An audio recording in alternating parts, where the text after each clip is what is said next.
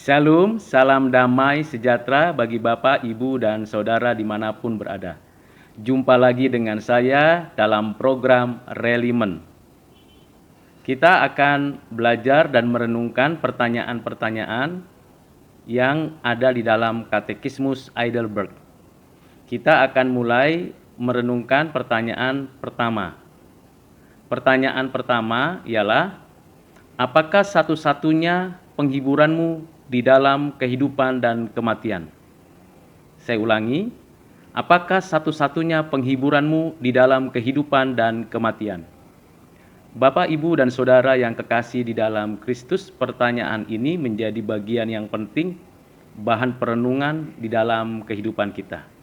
Jawaban dari Katekismus Heidelberg adalah bahwa aku dengan tubuh dan jiwa, baik di dalam kehidupan maupun kematian, bukanlah milikku sendiri, melainkan milik Yesus Kristus Juru Selamatku yang setia, yang dengan darahnya yang berharga, dengan sepenuhnya telah melunasi segala dosaku, dan melepaskan aku dari segala kuasa iblis, dan dengan cara sedemikian rupa memeliharaku sehingga tanpa kehendak Bapa surgawiku, tidak sehelai rambut pun yang bisa gugur dari kepalaku.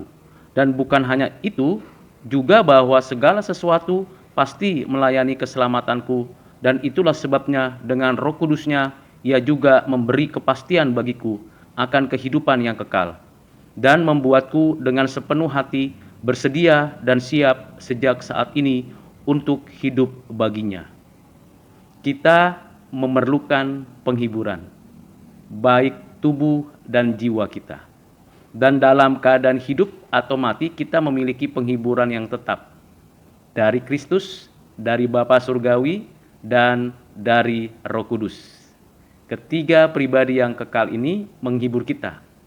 Kristus menghibur kita dengan kematiannya, kebangkitannya, dan hidupnya yang memberikan kepada kita jaminan bahwa tidak ada seorang pun yang merebut kita dari tangannya, bahwa tidak ada seorang pun yang dapat memisahkan kita dari kasih-Nya, karena kita sudah dibayar lunas dengan nyawanya, dengan darahnya. Kita milik kepunyaan Tuhan. Inilah penghiburan yang meneguhkan iman kita, yang memberikan kepada kita kekuatan dan sukacita.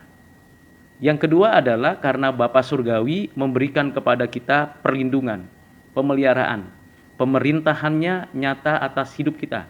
Dia berdaulat memberikan kepada kita apapun yang terbaik. Dan kita tahu bahwa Bapa di surga telah mengangkat dan menjadikan kita anak-anak-Nya dengan sapaan yang sungguh-sungguh intim, di mana kita dapat memanggil Dia dengan panggilan Bapa. Tentulah ini menjadi sebuah kekuatan iman dalam hidup kita. Yang ketiga adalah Roh Kudus yang telah melahirbarukan kita, yang telah menjamin kita dengan materainya, dengan segala apa yang ada padanya. Segala sesuatu bekerja untuk mendatangkan kebaikan, dan Roh Kudus memberi bimbingan kepada kita. Inilah yang menghibur kita di dalam kehidupan dan kematian. Sekalipun mungkin kita mengalami kesulitan atau kesenangan, mengalami kesehatan atau sakit penyakit, tetap penghiburannya datangnya dari Tuhan Yesus yang dinyatakan di dalam anugerah Bapa dan dikerjakan oleh Roh Kudus. Ketika kita menghadapi kematian, kematian cepat atau lambat akan mendatangi kita, maka kita datang dengan penuh penghiburan. Kita mendatangi orang yang berduka, kita juga sedang berhadapan dengan kematian, kita memiliki kepastian bahwa setelah mati ada hidup yang kekal, hidup yang berlimpah. Inilah yang menjadi penghiburan kita. Bukan harta, bukan jabatan, bukan kekayaan apapun, bukan tampan atau cantik kita, bukan kesuksesan atau keberhasilan kita.